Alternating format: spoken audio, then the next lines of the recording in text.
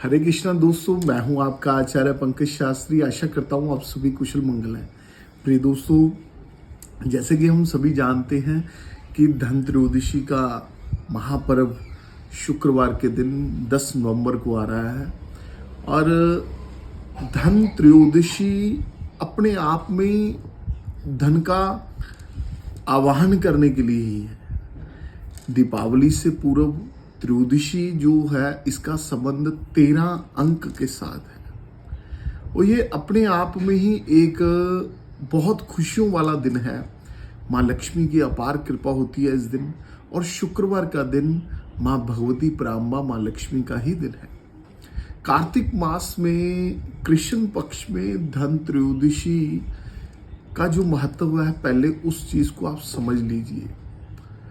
आपने कई बार सुना भी होगा, पढ़ा भी होगा, लेकिन मैं आपको बहुत सरल शब्दों में बताता हूँ इस पर्व का, इस त्योहार का, इस दिन का क्या महत्व है, जो कि दीपावली से पहले आता है। इस दिन से दीपावली 5 दिन के लिए हो जाती है शुरू। सबसे पहले समझ लीजिए धन त्रयोदशी का महत्व क्या है। प्रिय दोस्तों, धन त्रयोदशी का जो संबंध है माँ लक्ष्मी और कुबेर के साथ है, और साथ ही साथ धनवंतरी भगवान के साथ है। जब समुद्र मंथन हुआ था तो अमृत कलश लेकर के धनवंतरी भगवान ही आए थे, जिनके हाथ में अमृत कलश था।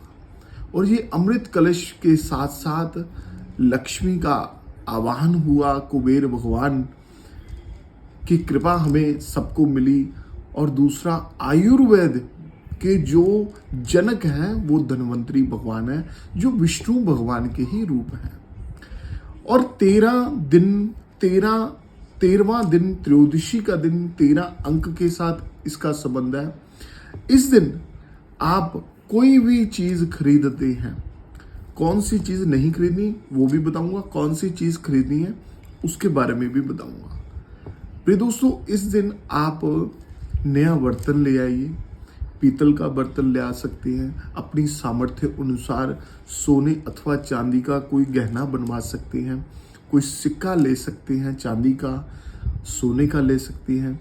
घर पर अनाज लेकर के आ सकते हैं, चावल लेकर के आ सकते हैं। इन सब का संबंध हमारी सुख और समृद्धि के साथ है। एक चीज और बताऊंगा, धन त्रयोदशी के दिन आप 13 कौड़ियाँ लेकर के आना। व्हाइट कलर की होंगी कौड़ियाँ, जिसको हम बोलते हैं। उसको आप हल्दी और कुमकुम के साथ रंग करके उसको भगवान के चरणों में रख करके प्रार्थना करके, यदि आपके घर कोई कच्ची जगह है, वहाँ 13 जगह इसको अलग अलग जगह पर दबा देना। आपके घर पर बहुत कृपा होगी, भगवान की, धन की बहुत कृपा होने वाली है। यदि कोई कच्चा स्थान नहीं है तो आप गमले में भी इसको दबा सकते हैं अपने घर के। नया बर्तन जरूर लेकर के आइए। इस बार जो धन त्रयोदशी आ रही है, 12 बज करके दोपहर 36 मिनट के बाद त्रयोदशी का प्रारंभ हो जाएगा। इसलिए 12 बज करके 36 मिनट के बाद ही कोई खरीदारी कीजिए। कोई लोहे की वस्तु मत खरीदिए, कोई काले, नीले, ब्राउन रंग का कोई वस्त्र मत खरीदिए, किसी भी प्रकार का कोई बिजली का उपकरण मत खरीदिए, कोई ग्लास से संबंधित, शीशे से संबंधित कोई भी वस्तु मत खरीदिए। और क्या क्या खरीदना है, आप चावल खरीदिए, आप धनिया खरीदिए, साबुत धनिया, इसको खरीदिए। आप नमक खरीद सकते हैं, आप चांदी के आभूषण खरीद सकते हैं, सोने के आभूषण खरीद सकते हैं, पीतल का बर्तन खरीद सकते हैं, झाड़ू खरीद सकते हैं।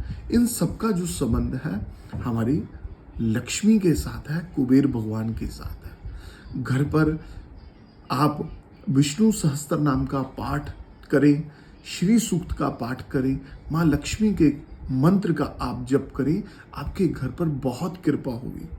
और सायंकाल को एक सरसों के तेल का दिया यमराज के लिए, जो दक्षिण की दिशा में आपने लगाना है, घर के बाहर। आज सूर्य अस्त के बाद आपने सरसों के तेल का दिया 4 बत्ती डाल करके चौमुखा आप अपने घर के बाहर लगाइए। आपके घर पर किसी भी प्रकार की कोई भी नेगेटिविटी होगी, इस दिन से ये काम करने से वो दूर हो जाएगी।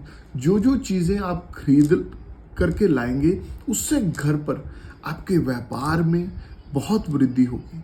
और दूसरा, जैसे कि मैंने बताया कि आयुर्वेद के साथ इसका संबंध है और धन्वंतरी भगवान की आपके ऊपर कृपा रहे, आप निरोग रहें। कल के दिन आप धन त्रयोदशी के दिन आप किसी भी जरूरतमंद को, जो कोई आपको लग रहा है कोई पेशेंट है, किसी को कोई बीमारी से रोग से कोई पीड़ित है, उसको अपने हाथों से आप दवाई जरूर दिलवाइए। किसी हॉस्पिटल में जाकर के किसी की सेवा कर सकते हैं, दवाई, कोई खाने पीने की चीज़ें, तो और भी अच्छा होगा। तो प्रिय दोस्तों, व्यापार के लिए, घर के लिए कल का दिन बहुत महत्व रखता है। इसको मिस मत कीजिए। आप चाहे जितना भी आप में सामर्थ्य है आर्थिक रूप से, उस हिसाब से कोई भी चीज़ ज़रूर खरीद करके लाएं और भगवती की आपके ऊपर बहुत कृपा होगी और धन्वंतरी भगवान आपको निरोग रखेंगे। तो दूसरा, दीपावली के दिन कौन कौन सी चीज़ें आपको करनी है वो भी मैं बताऊंगा। किस शुभ मुहूर्त में कौन सी पूजा आपके लिए महत्व रखती है और श्री यंत्र के बारे में भी हम चर्चा करेंगे और कैसे रात में शुभ मुहूर्त में आपने क्या क्या चीज़ें आपने पूजा के स्थल पर रखनी है, उन चीज़ों का हम वर्णन अगली वीडियो में करेंगे। तो दोस्तों, अपने दोस्तों मित्रों के साथ ये जानकारी आप अवश्य शेयर कर दीजिए ताकि अपने साथ साथ दूसरे का भी भला हो जाए। तो कल पुनः मैं आपके समक्ष दोबारा हाजिर होता हूँ। तब तक आप अपना और अपने परिवार का ध्यान रखें। नमस्कार। जय माँ लक्ष्मी।